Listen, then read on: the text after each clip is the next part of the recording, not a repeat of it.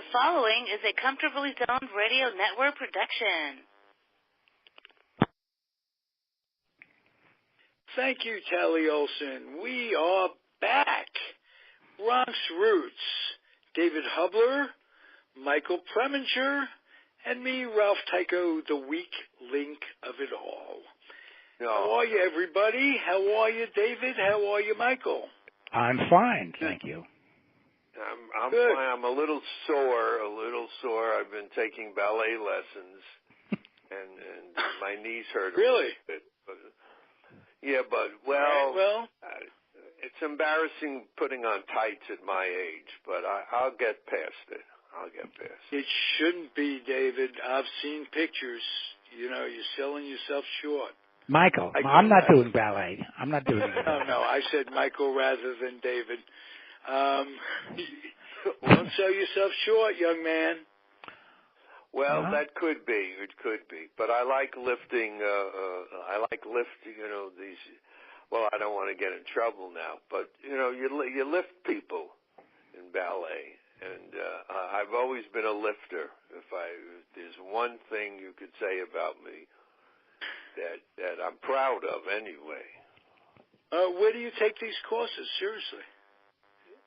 At Lulu's ballet class for people over 55. Okay, helps with balance.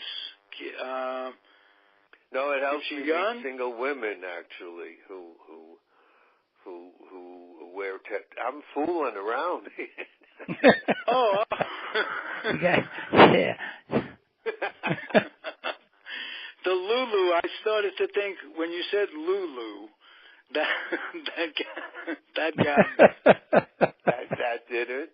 I used All to right, date you a see, Lulu. I'm a little slow sometimes. There's no question about that. Lulu's back in town. Remember that song? Yes. Oh, yes, I do. And that was a very provocative song in some ways, if I remember. In any event, where do you want to pick up on? I'd like to pick up on traffic school because we had that in common when we talked. Oh, right. Last week, right, Michael. And yes. I want you to tell me some interesting stories because for those out there, we weren't teaching people how to drive physically. Basically, we were teaching courses, both independently and on two separate coasts. And we're teaching courses to people who were, made a mistake. They got a ticket. They wanted to save a little money on the insurance. You could write it off, this and that. But they had to spend time. And what people never realize that money you spend, you could re-earn. Time you can never re-earn. So everybody comes in there. They don't realize that until they're 15 minutes away from traffic school. So everybody comes in a bum mood, except the instructor who's getting paid.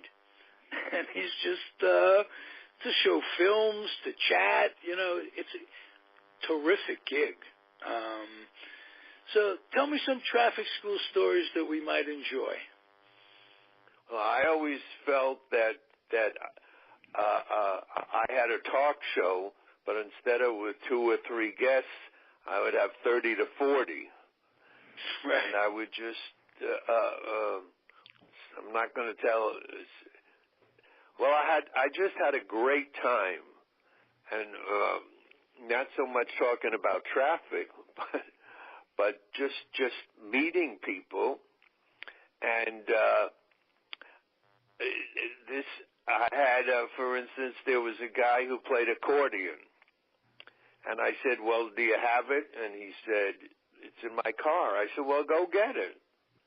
So he came back, and for 45 minutes he played the accordion, and we sang and had a good time. There was another girl who had been in a production of Chorus Line. So she got up and she sang some songs from Chorus Line. And the last class that I did, there was a guy who had played Tevye in Fiddler on the Roof. Not a famous guy, but and he sang "If I Were a Rich Man." So I had a variety show that I do. And it was, I loved it.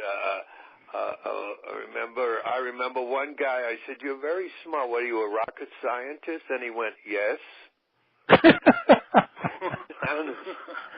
I had a woman from China who got up and taught everybody how to write Chinese language. So I tried to stay away from traffic as much as I could. But you had to at least give it a cursory covering I did. All the subjects. But I just loved meeting people and if any of I remember one girl, very pretty, and I said, "Are you an actress?"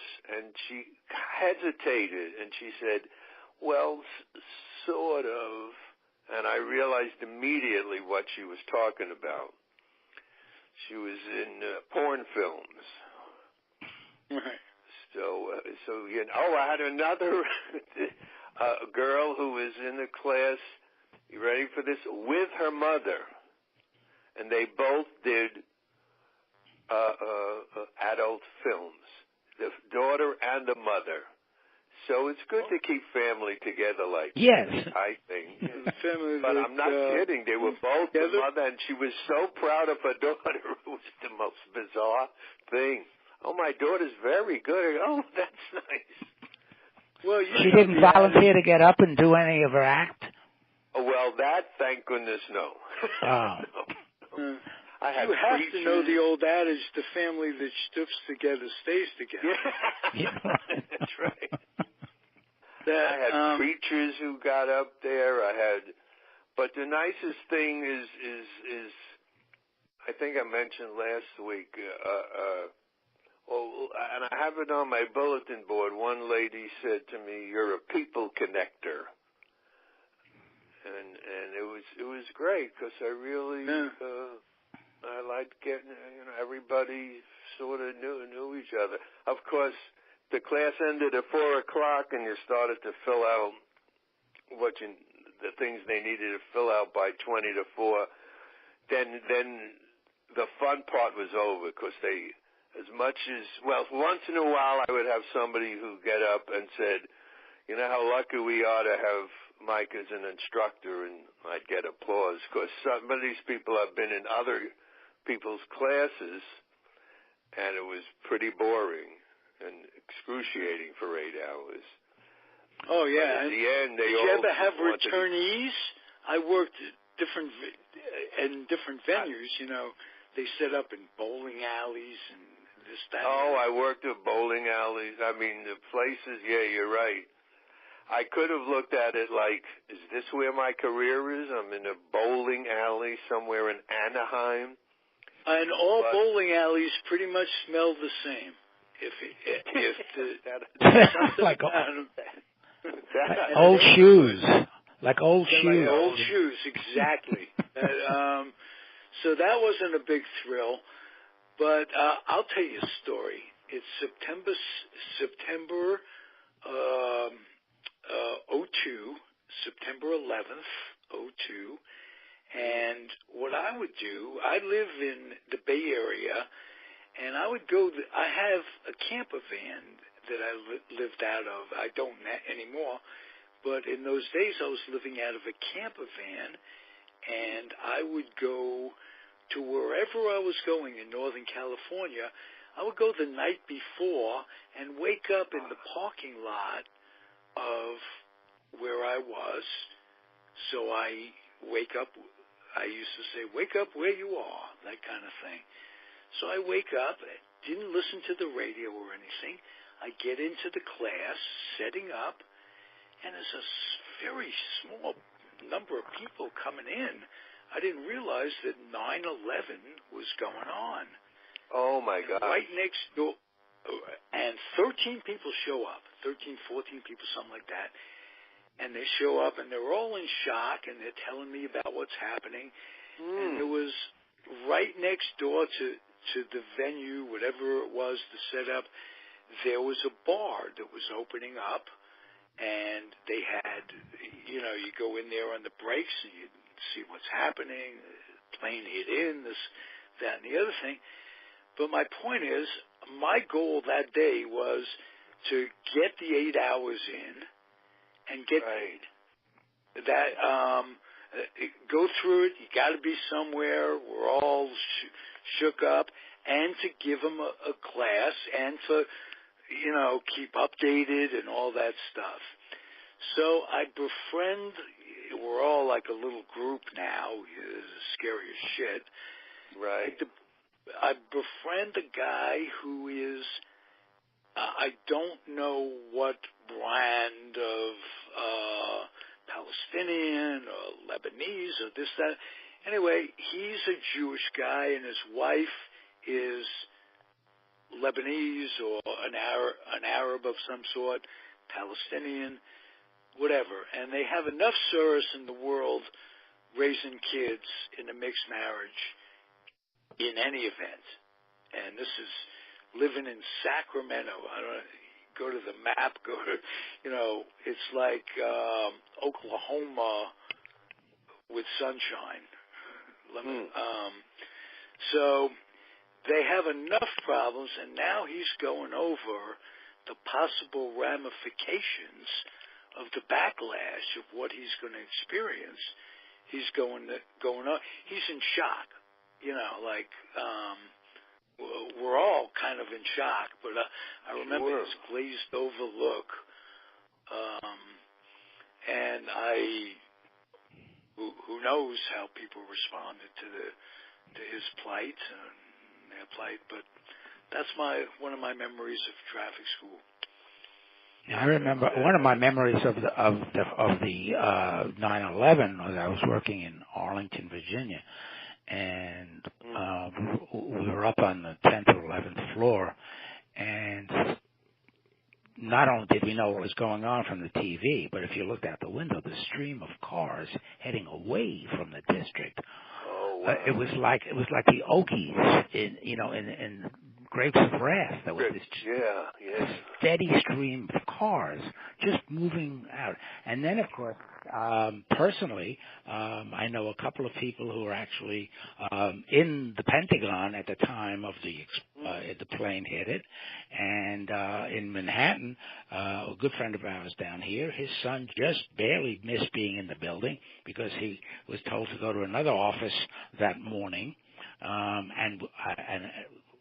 So there was some real, not that we were affected personally by that, except the people that we knew, and it was, and the thing I remember we were all gathered around the TV, and most of the people it was a publishing company, and we turned out a weekly newspaper, and several of them, and I said as I was glued to the TV, I said, you're going to remember this the rest of your life.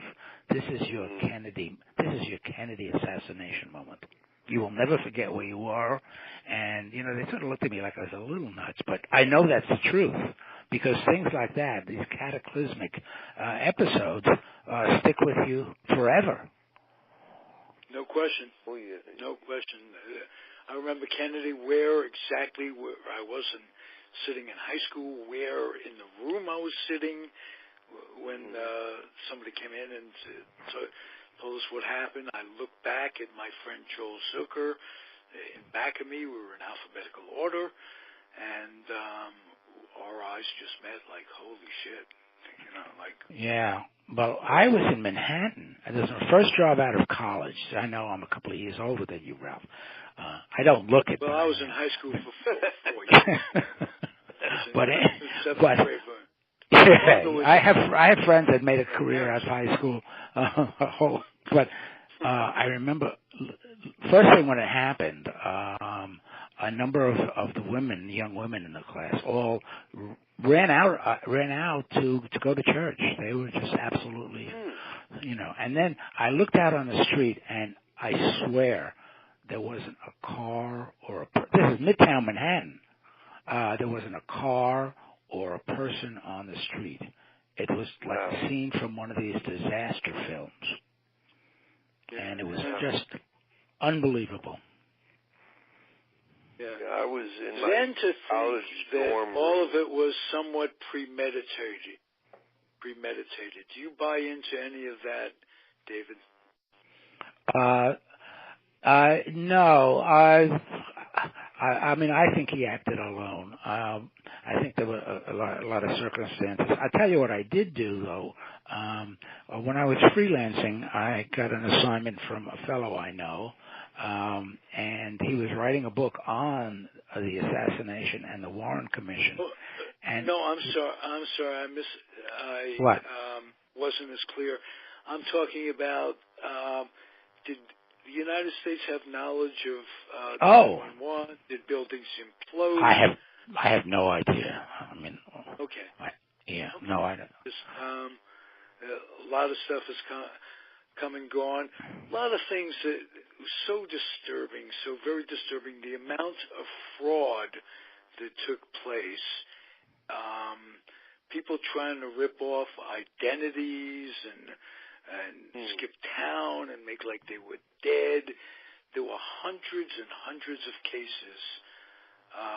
Times did an article a while back on that. People ripping off the system and the terrible fate of the first responders in terms of toxicity and after effects and shortening of life and what have you. That was a horrible, horrible tragedy. Oh, gosh, yes. I mean, just the sort of seeing those films on TV of the building coming down. I know Esquire had this wonderful essay called The Falling Man, and it was based on this photo of all you saw was a tiny figure midway out, falling. He was falling out of the building. Horrific images that, anyone who sees them, it sends chills down your spine to think of what happened. And for people to try to link it, I mean, there were the crazies came out. All the Jews in the building had left. They weren't around. First thought by these crazy bigots. Never heard that. Really? Oh yeah. Oh sure. All the Jews stayed home. They knew what was coming. This crazy stuff. Yeah. Oh boy. Wow. And then of course there was Trump's statement that all the Arabs in New Jersey were standing around cheering. And surely you heard that one. Yes, that I heard. Yeah. Crazy stuff. I don't like to think that be true. That what? In any way. Oh no, it was it was bogus. It was. No one. In any way that people would get pleasure out of another culture. Of course, yeah. Because it's a different culture. It's a crazy world. I mean, no one reported it. Had it happened, somebody would have reported it. Exactly. And anything Trump says now, it's getting to the point where he's maniacal. I just wanted to throw that in. And I do want to throw in that when and if and when he's impeached, Pence scares me a lot. I don't know how to just throw that in. I heard the word Trump. I had to tell you that. Okay. Well, there's a lot of people feel the same way you do. So, a lot. Let's hope more than not. Yes. Well, that was shown in the election itself when 3 million people more people voted for Hillary Clinton than for him. Right. But, yeah. So, I don't know. I one of the things I said early on about it was that when he got to the end of his first year, I said, suppose that's really the best of his 4 years. What do we have to look forward to? I don't want to get into politics too much, but I thought, this is a crazy thing. This is a really crazy thing. We're living in an unbelievably charged Don't be afraid era. to get into politics on this isn't a baseball show. Oh, I know that. Yeah. Yeah. I'm very interested in both your opinions of what's going on, because it's absurd. It's the absurdity of what we've turned into as a populace scares the piss out of me. My kid's 27. He's got a future. I have future grandkids and stuff. Really is frightening. That's the best I can say. It is frightening. It's like you keep waking up and hoping that you've had a bad dream. Yes. Because it's just unreal. It's unreal when no matter what anyone says about him and all the comedy shows, he just keeps going. And the people who support him, it's just... Well, yeah. It certainly opened up a world of comedy for the late night shows. I mean, that's for sure. Well, I mean, the material is just there. Tons of it. Everything. And I remember Vaughn Meader did that. If Mort Saul was only in his prime. If only he were alive. Isn't he dead? I think he's dead. No, he's still going. Oh, okay. As a matter of fact, sorry, Mark. Theater in the North Bay area in Chippewa or South Valley, California, that he performs Tuesday nights. He'll drop by. Oh, really? Oh, okay. He's in his 80s and a beloved guy. Yeah. Well, and that was a terrific story you told last week, Michael. Oh, which one? Shelley Berman and it was Shelley Berman and Mort Saul, yes. Yeah. That was terrific. Where were you at 9/11 when that went down? I was living in where I am now in Los Angeles, and I must have turned on the TV, because I forgot how I first heard it, but I remember running into, now I'm trying to think if that was something else, to running into my daughter's room, and she had a friend, a sleepover, and I said, gee, you got to turn on the TV, and it just looked like a movie. You thought you were hoping. I mean, you knew it wasn't, but it looked like a movie. The way the special effects, the way the building was coming down. So, here I was 3,000 miles away, and you're watching it like I don't know how to express it to you. Obviously, I wasn't affected the way people. I had a friend who lives on 9th Street in the Village. They could just see it from their window almost. As David was saying, I mean, I'm sure there are so many people who they'll still live with it every single day, every day. And we kind of, not that we forget about it, but if we don't know people. I went back to visit New York for the first time in a long time last year, and we rode one of these boats that circles around. Oh yeah, the day line. Yeah, Dayline, and that would have been a job that I could have done. The guy that stood up there and announced that's this building, that's that building, blah blah blah. Very entertaining guy. That would have been the equivalent of traffic school, a good day job for a comedian. But at sea, the Statue of Liberty. Right. A lot of people came over there on Ellis Island. Big surprise. But it was an incredibly interesting tour, and one of the things they talked about was the boat we were on, or the ship, or whatever it was called. I think it was a boat. Evacuated people from New York into New Jersey after this happened.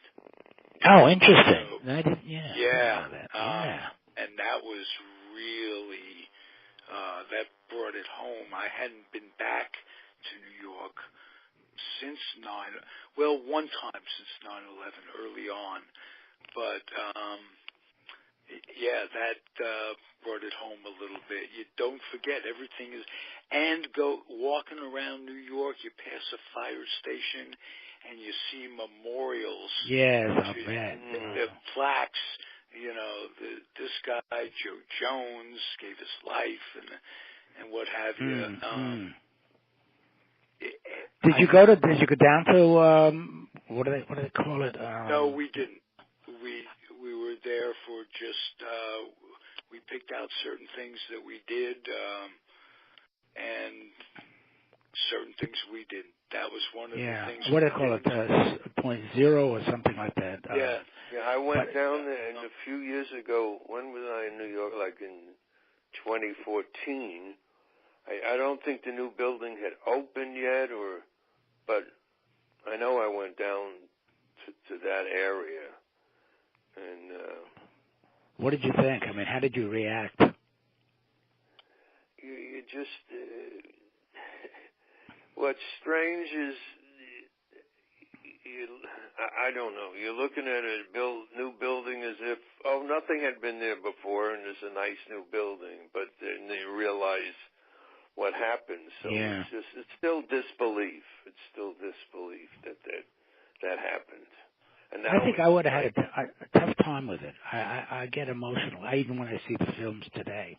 Same thing with the Kennedy assassination. When I see the Zapruder film, or it chokes me up because of what might have been.